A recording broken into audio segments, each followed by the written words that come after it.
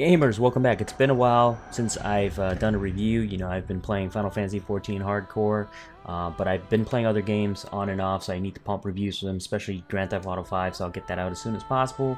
But for now, we're going to talk about a new game that just came out today, and I've beaten it. It took about a good 11 hours. The name of the game is called Beyond Two Souls, which is from Quantic Dreams. If you haven't played any of their previous games, they're the maker of Heavy Rain, which is great, and Indigo Prophecy, which is also great. Except for that game, all the other games are going to be PS3 exclusive. So Beyond Two Souls is also a PS3 exclusive.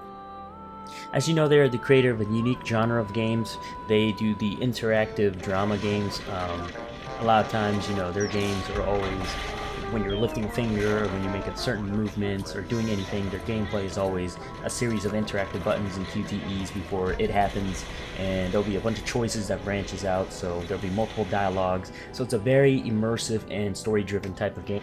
So getting into the story of the game real quick, the game this time around is very spiritual-driven, with the theme of supernaturals and thrillers and ghosts and demons. I mean, you name it.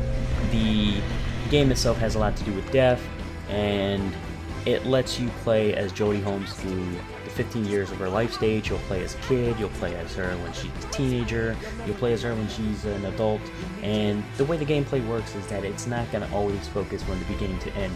It's going to jump from certain places, so you begin the game off at the police station, all dazed and confused as Jodie. Also note that the actors are also great. Jodie is played by Ellen Page. If you don't know who that is, go Google. You'll also notice that Jodie is not alone in the office. She is followed by an entity who's been with her in her entire life. The entity is called Aiden. It's a supernatural entity, and it's linked to Jodie, so pretty much it's like a second character. Whenever you control Jodie, you can also go into Aiden mode by just pressing triangle on the controller, and pretty much Aiden would solve certain puzzles or maybe cause a bit of trouble. He's like the second person that Jodie depends on whenever she's in trouble. So it's a very cool aspect of the game whenever you float around as this ghost and start basically, well, we'll call it ghost, basically causing mischief or helping her out on her journey through life. So as you play the game, you'll notice the game doesn't follow any chronological order. This is the main chart of the game. After finishing it, it starts with the prologue and it jumps all over the place, which is really crazy and confusing, and it keeps you at the edge of your seat, but it's done and executed magnificently. I'm telling you this, trust me on this, it's done really well, and it's got a lot of twists, so you definitely should play this game. And the main storyline is going to progress as you find out who she is, her history, try to figure out who Aiden is, or what Aiden is, if you want to talk about that, or what's the supernatural entity thing going on, government experiments, and why is she being chased by government authorities, and all that good stuff that comes later on. So I'm not going to get too much into that, but if you want to figure it out, play the game for yourself.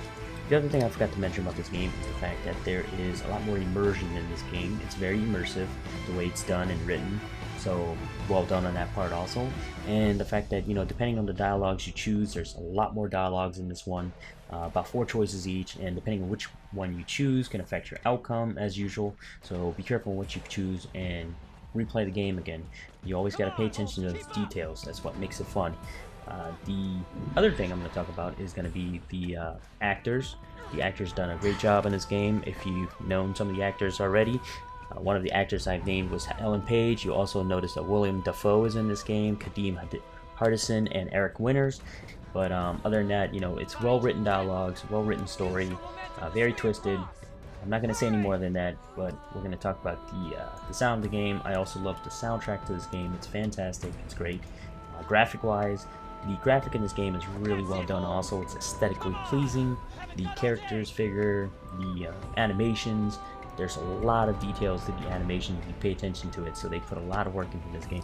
So basically this time around, the gameplay can be played with co-op, or you can play by yourself solo.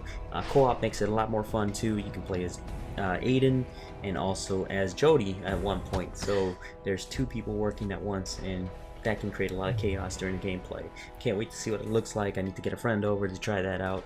Other than that, the other aspect I like about this game is that it's done in a new way. It's not like the original Heavy Rain where they had QTE showing up and buttons. It's less buttons now. You'll see a lot of directional dots that appear on the screen, and you have to press your joystick, right stick, in the direction of that dot in order to interact with the game.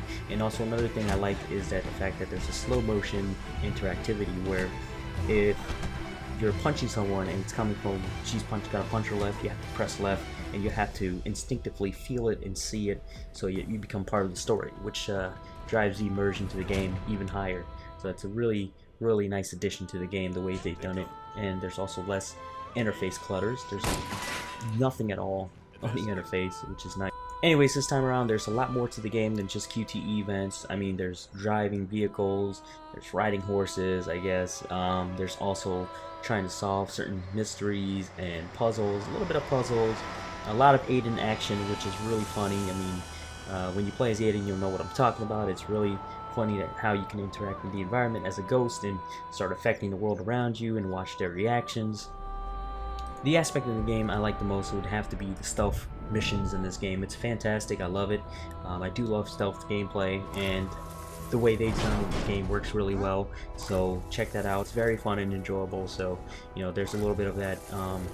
I'm surprised to notice that even though you make the mistake, you don't instantly die. There's always another chance for you to get up and continue the game. And in fact, I don't think there's any way for you to die in this game. It's really hard and rare for you to die in the game. I mean, I've never died the entire playthrough for 12 hours, so.